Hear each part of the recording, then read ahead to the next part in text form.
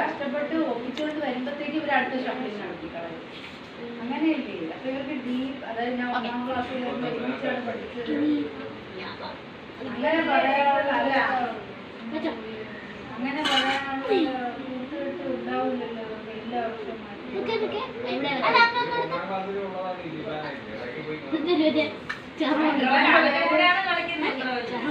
അവന്റെ പേര് എനിക്ക് അന്ന് പറഞ്ഞ് പണ്ടേ അറിയാം. ക്ലാസ് ടീച്ചറിന്റെ മാല അങ്ങനെയാണ്